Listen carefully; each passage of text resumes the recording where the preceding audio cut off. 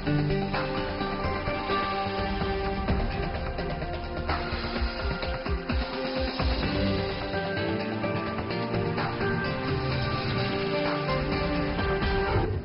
today's World Insight, China on the road to economic recovery, the second quarter performance and the pitfalls from two economists.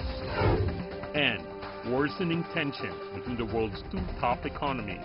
Can they find common ground in the near future?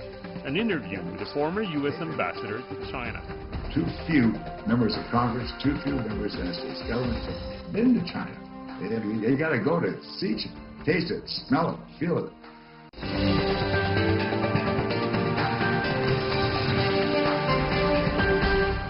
Here is our host, Envoy. Hello and welcome to World Insight. I'm Envoy in Beijing. We begin today's program with an eye on the economy.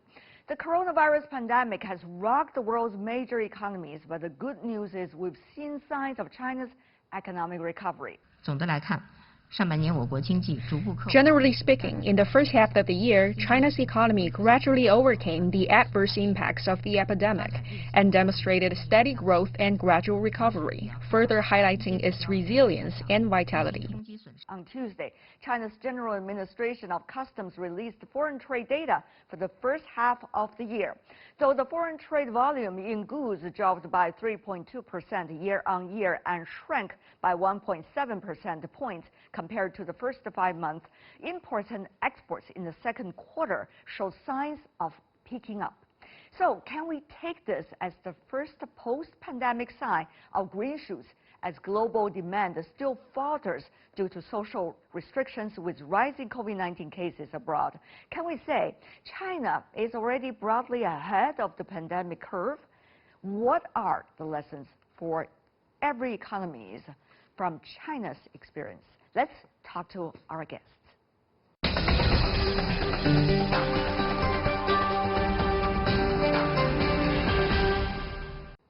For more on China's economy in Hong Kong, we are joined by Xiao Geng, professor at Peking University HSBC Business School.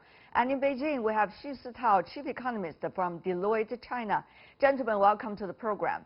The latest number, what do you make of it coming from China? The growth rate is somewhat, Mr. Xu. This is a very strong number. In fact, this is a number in line with my expectation. 3 months ago, when I gave the forecast, I was actually foreseeing 2 to 3% growth in second quarter. The whole year should be around 3%. So with second quarter growth, what China has to do is to grow around 7% in second half of the year. I think that's entirely conceivable. Numbers aside, what do you think are really driving the growth rate now? Is it going to be sustainable? What's driving the growth is really domestic demand. Consumer confidence was never being affected by COVID-19. And of course, counter-cyclical measures unveiled by the Chinese government have been quite helpful. And policymakers did not go overboard to repeat what they did in 2008. And of course, globally, policymakers have been very, very effective. So external environment has seen improvement. And finally, the measures in containing coronavirus in China has been remarkably effective. Professor Xiao, your view about that. Meanwhile, how to look at the consumer confidence? I would assume it's pretty much influenced by what is going on with COVID-19 prevention and control.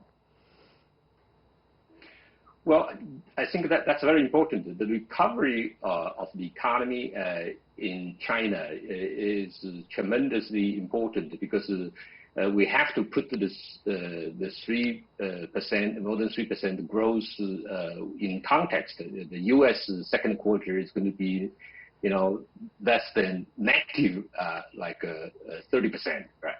So, so this is basically shows that China has been so successful in controlling the pandemic, and then also opens the door for structure change, in light of the pandemic around the world, which probably is going on for maybe 1 or 2, even 3 years. So many uncertainties facing China. Pandemic, of course, is one of those things. There's also China-U.S. relations, the U.S. biggest economy in the world. Geopolitics is going really bad as we speak. All of this and more. How can we be confident about the next stage? Professor Xiao, briefly. Well, I think China is actually in a very good position because China has been preparing for the trade war with U.S. and also preparing for the opening of the economy for quite some time. And also the structural change, in the last few years has laid the foundation for, I think, sustained growth, largely because, some of the policies, particularly the urban development and the new economy and also the technology, development, innovation, those are areas with huge potential for investment. And then I think there's a very significant change in consumer pattern. The online-based consumption has been growing so fast and so effective. So I think that is preparing China better than other countries. But on the whole, I think the challenges are very, very serious because basically we have stopped traveling, and also I think partial decoupling, is actually happening in certain national security related areas. And that means a huge challenge and cost increase. Mr. Xu, for example, jobs, the numbers are likely to be very challenging for every economy, China particularly if you look at the population base. Secondly, you also see there's a huge concern about whether there's going to be future China-U.S. entanglement before the U.S. election. Your thoughts about these uncertainties? Sure. I think you have raised a very good question. I think job stabilization should be top priority because we are going to have a lot of fresh graduates, and the service sector is not coming back soon, even with a strong V-shaped recovery. And as Professor Xiao said, China is moving up the value chain, but precisely because China is moving up value chain in many areas, such like 5G, you actually do not need a lot of laborers. So what really policymakers should do in second half year, given recovery is underway, so the priority should be more on incomes of low-income household consumers, and also on job stabilization.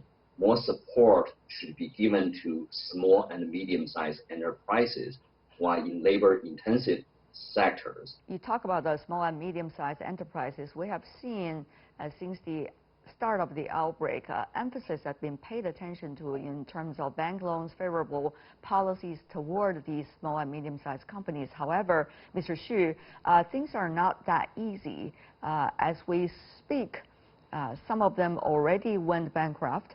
Even though they have some financial support, it cannot last forever. And the banks also need to live.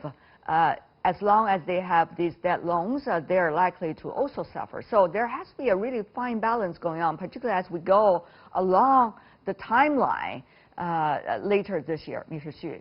I mean, that's a very good question. Again, there's no perfect way in helping SMEs, and you don't have successful experience in any country for large financial institutions in dealing with mom and pop shops.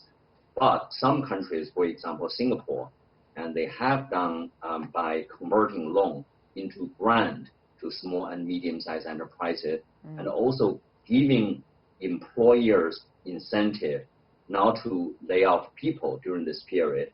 I think some of this experience can be replicated in China, and I think policymakers in China have done rising so far to stabilize the economy. But of course, I think the argument can be made as what you have phrased in your question. I think in order to stabilize labor market, some of the fiscal reliefs could have been more potent in second half this year. We have already heard, Professor Xiao, that from the Chinese central banker, there's not likely to be huge amount of funds in a way to provide to the individuals as well as small and medium-sized companies. What do you make of the current judgment? What is this degree, the fine balance, once again? Well, I think so far it is good to not to flood the market with so much money because China actually is in pretty good position compared to other countries. But with the U.S. and the other countries flooding the market with a lot of money, then it will have impact on China, particularly through for example, the stock market and cross-border capital flows. So at a certain stage, we have to make a choice, either to allow certain degree of asset inflation, or the exchange rate appreciation. This is basically a macroeconomic dynamics. But I think the most important thing is actually to figure out what we should do in terms of investment, because when we have the money, whether it's coming from outside or we create it, the question is really how we use it. And I think here, people-based, how to create employment, sustainable employment, and also some of the so-called new infrastructure which can help sustainable long-term growth, that becomes important. So I think really, I think the NDRC, a lot of regulators who are helping the real economy is more important than the central bank. The central bank cannot really do much on at the project level, which is really I think important. Talking about infrastructure building, Mr. Xu, it's no secret that Huawei, which represents China's strength in a way about 5G, is now encountering enormous amount of the difficulties following the UK's decision. So about infrastructure investment, how much strength China should use at this point, particularly at the point when all aspects of the economy are being challenged? Again, there has to be a balance. I think it's important, as what Professor Xiao said, to move up the economy up the value chain. So you need more investment in so-called new infrastructure. Both of you have been talking about the investment and also about the money flooding in and around the world. That has a lot to do with what's going on in the stock market. How should we understand the very vibrant stock market performances in recent weeks in the China market? And also we see that on the other side of the Pacific in the U.S. as well. Mr. Xu. The recent strong performance of China's stock market would be a tribute to a few factors. First of all, economic recovery, and everyone can see that people are getting more and more confident. Secondly, I think the way in which the Chinese government is containing coronavirus. So that's separating China from other emerging markets. So in a way, China was being upgraded almost as a separate class from most emerging markets based on the ability of governors during the crisis. And thirdly, as you said, really just monetary easing throughout the world. Professor Xiao? Well, I think there are a lot of possibilities, in the future. First is the cross-border issues, because there will be a lot of carry trades, particularly through Hong Kong, because you have zero interest rate outside China and high interest rate inside China. Unless we find a way to really spend a lot of money, basically on new infrastructure, otherwise, given the relatively tight monetary supply in China, I mean, you will attract the so-called carry trade and hot money. So that's why I'm actually a little bit worried about how, because of the global environment, the money is so cheap outside, and if we don't expand our money supply, then there will be other problems. But if we expand money supply, then the question is, how we can use it wisely. Another question everybody is looking at very closely is the geopolitics. We mentioned part of it, but there is another issue on the performances of Chinese companies or companies that originally had its headquarters in China. These could be high-tech companies or could be high-tech related companies. Just to give a few, we have seen TikTok, we have seen Huawei. We also see several Chinese companies trying to delist from the U.S. stock exchanges and try to relist again in Hong Kong or coming back to the mainland. So, Mr. Xu, from an investment banker's perspective, how do you see these kind of changes, and what would that mean for some of these gigantic Chinese companies' future performance and their ability to cope with the economic reality and their impacts on the overall economy and performances here in China? Mr. Xu. That's a tough question, and all the names you have alluded, in a way, they have become the collateral damage of geopolitics or heightened tensions between China and the U.S. So there's no short-term solution. But what you have talked about, the role of Hong Kong, I think is going to be very important because no matter what's going to happen, Hong Kong will remain as the third largest global financial market.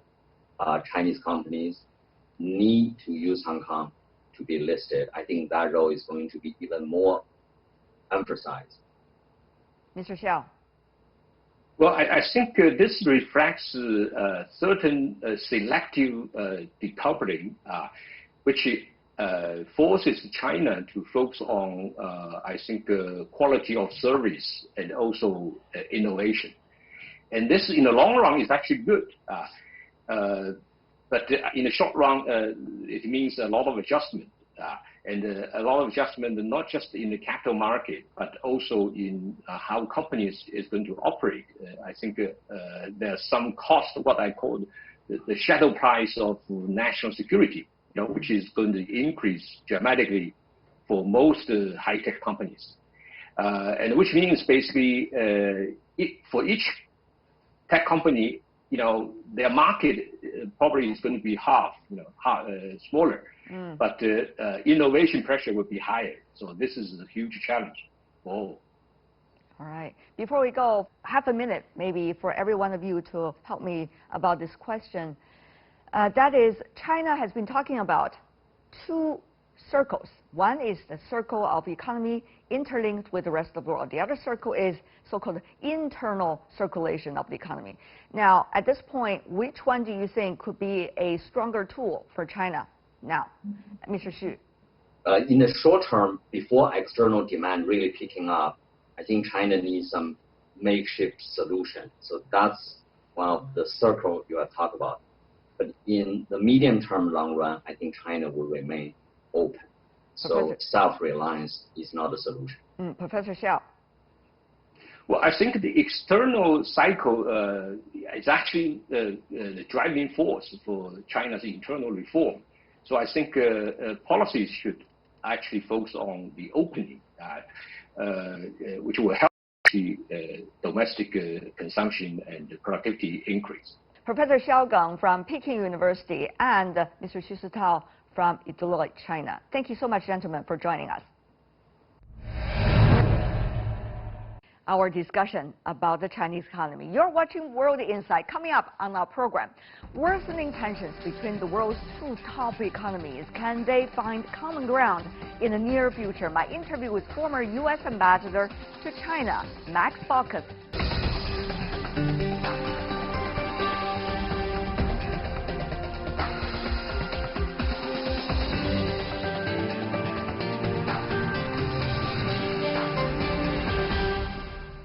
Welcome back. You're watching World Insight. I'm Tian Wei. Relations between the world's two largest economies are down the pits as COVID-19 goes on ravaging communities worldwide. U.S. President Donald Trump insistently blamed the pandemic on China, a strain on the relations, of course. Also, the U.S. has kept Huawei in its crosshairs. It seems everywhere you turn, ties between China and the U.S. are in a sorry state. Many say they have hit a new low in their relationship since diplomatic ties were made 4 decades ago. So, is a zero-sum mentality and policy the trouble? Can both sides get past it eventually and reach a common ground?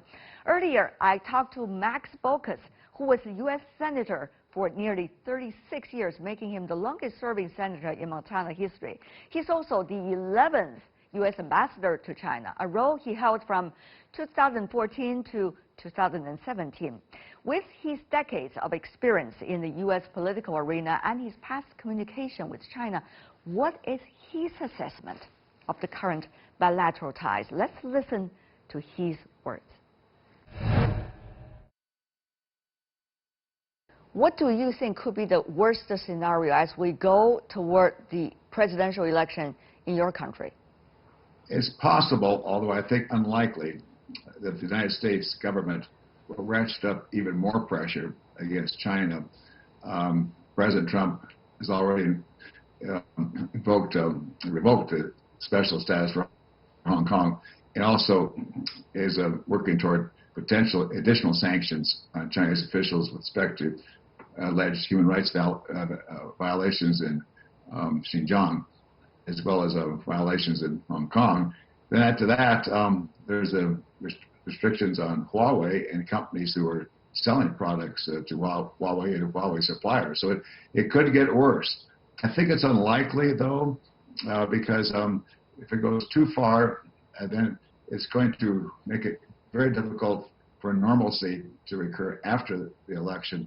It's possible there'll be more sanctions, more action is taken, and similar to what the UK did just today or yesterday, namely banning Huawei entirely from 5G in UK. So it could get a little worse, but I don't think a lot worse. The National Security Advisor and Deputy National Security Advisor are in the European capitals trying to persuade their European counterparts to ban Huawei and ban Chinese tech companies and not to have further interactions.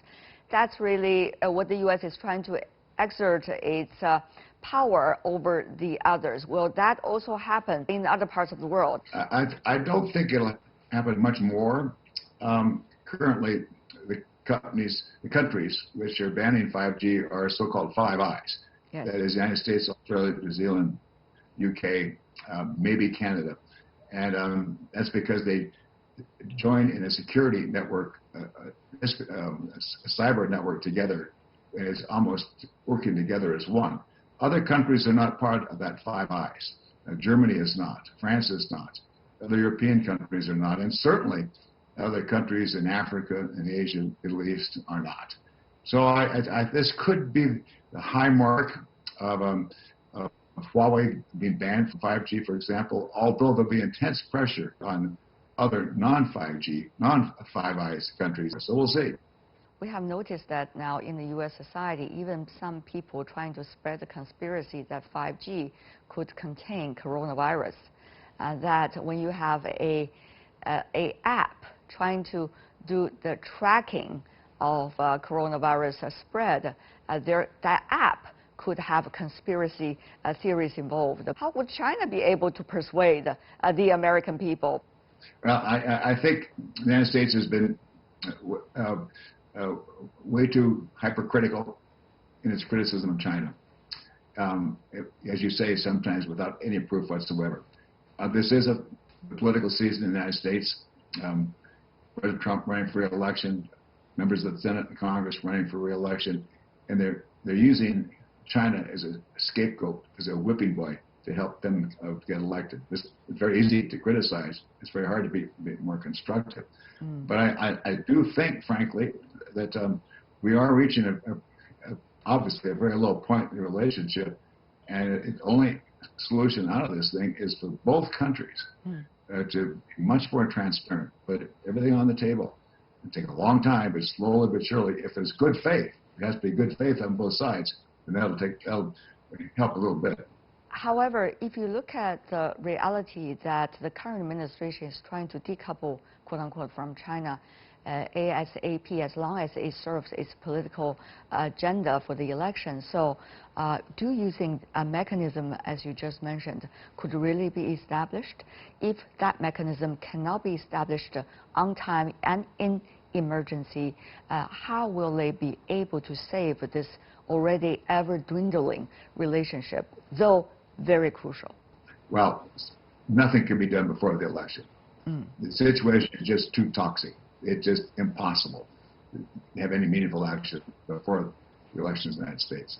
Then after the United States, frankly, it's going to take a very solid administration, whether it's Trump or Biden, to say, okay, we've got to deal with China. We have to deal with it as grown-ups, as adults. China's not going anywhere. China's always going to be there. China is growing, is strong. We have to find a way to accommodate China. Not in this superficial sense, not in a subservient sense, but to deal with China in a realistic sense, where we both self-respect each other. And we have to start setting lines which we describe privately to each other, not publicly. We're way too public in our criticism of China. And frankly, I kind of respect some of the Chinese muted statements about the United States. They're less critical, they have fewer barbs in them compared with say, Pompeo or Trump criticisms of China. So it's just a lot of hard work, and that's like life. Nothing's easy. If you have good faith, the other side has good faith, you can get somewhere. Chinese State Councilor Foreign Minister Wang Yi proposed 3 possibilities. One is things that the U.S. and China can cooperate on. Second, U.S. and China can dialogue about. Third, U.S. and China can manage and control the risks, about 3 categories of things. And he suggests to put all the issues between China and the United States to these 3 columns, so that the 2 sides will be having a clearer mind and not to mix everything together and come up with the solutions to every one of them. From your perspective, what is the way to control the damage? Well, I think Wang Yi, Foreign Minister Wang Yi, has a good idea. I know him. He's a very reasonable person. I always like working with him. It's a very good approach.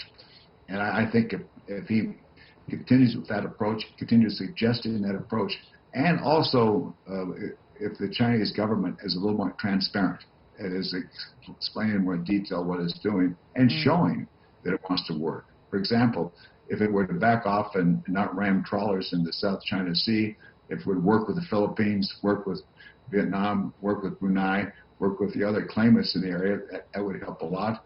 And also with respect to cyber, show that, say, Huawei or ZTE or other Chinese companies, the technology and the software is there for everybody to see, and the Chinese government and the companies will work with Western countries, including Great Britain and the United States, so those countries understand that those countries need not worry about espionage in their countries. But they have to show. China has to show, not just say, just has to show and lay open source software, for example, transparency, invite people over to China to see the company and see the software, and some mechanisms to show that if there's a difference of opinion, if there's a controversy, that there's a system set up to work out the differences. Yeah, on some of the points you just mentioned, may I provide more information? Huawei, for example, even a few months ago already suggested by its founder, Ren Zhengfei, that Huawei is willing to open its system.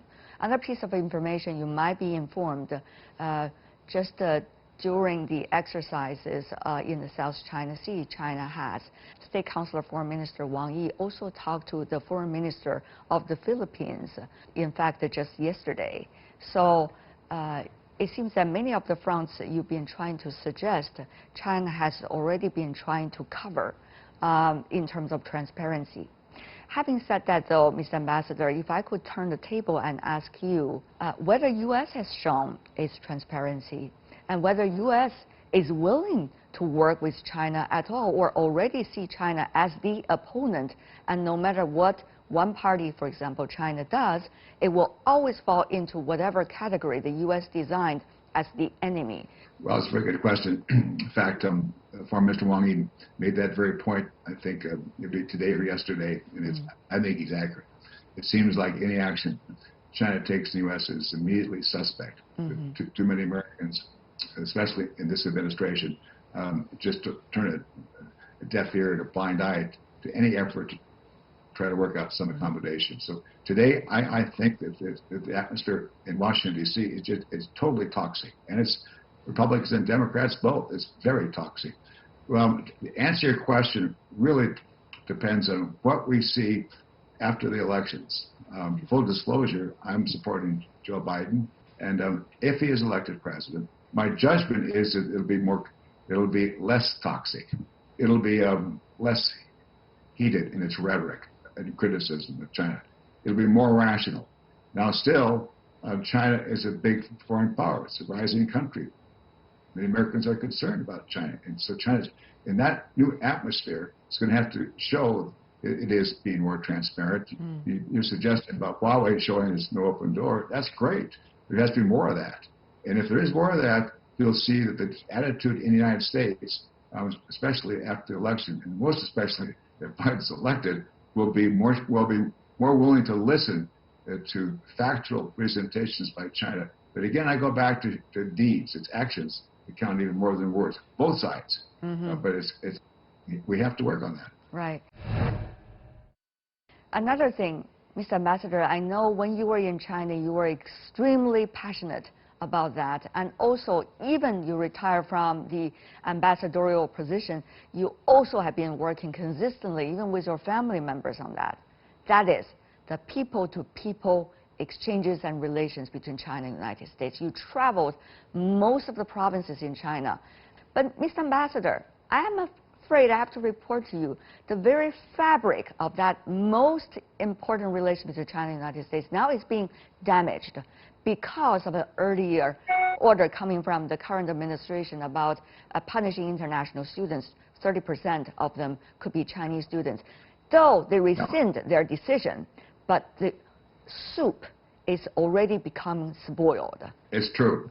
I have to correct you a little bit. I did travel. I did go to every single province. Okay, good for you, sir. Yeah, and I loved it. It was a great job because I really like the Chinese people, and the reward of working on the relationship U.S.-China to help get it right was wonderful. It was a great reward. But fortunately, the administration did rescind that decision about online courses in U.S. universities, and therefore it's not as draconian toward Chinese students as before. But part of the problem too is not very many Americans have been to China. Americans really don't understand China.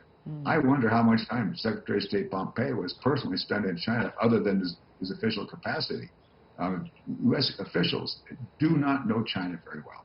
They've not spent much time in China at all. The only ones that have are the people in the think tanks, the academics. They've been to China time to time, but too few members of Congress, too few members of the United States government have been to China. You got to go to see, taste it, smell it, feel it, understand what it is, and then realize that Chinese people are very similar to American people, have the same hopes and desires.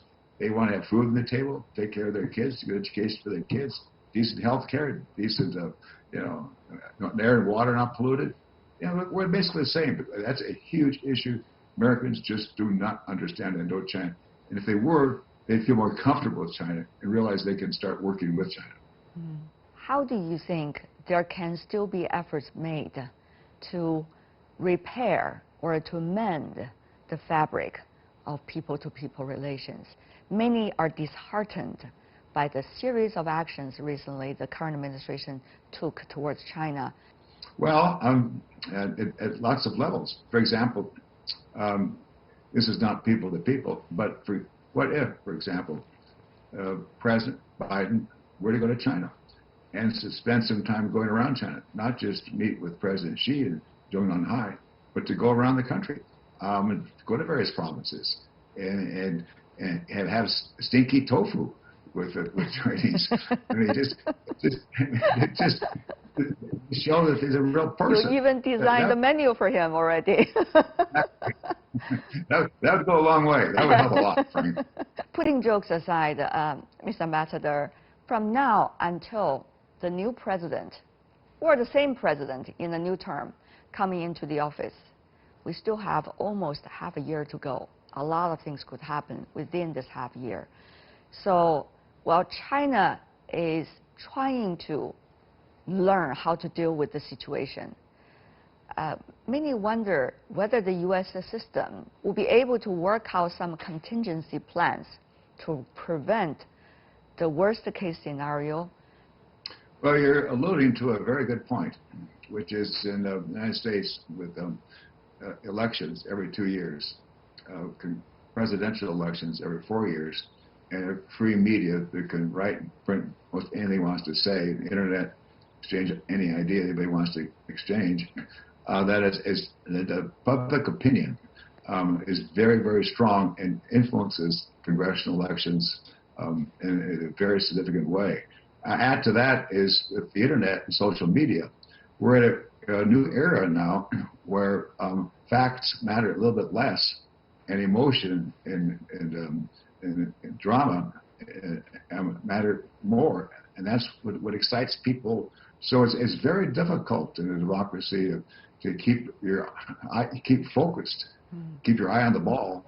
In this case, the eye on the ball is on the relationship U.S.-China, and not getting wrapped up in incorrect, emotional information, but rather focus much more on the facts, on which intend to encourage trust.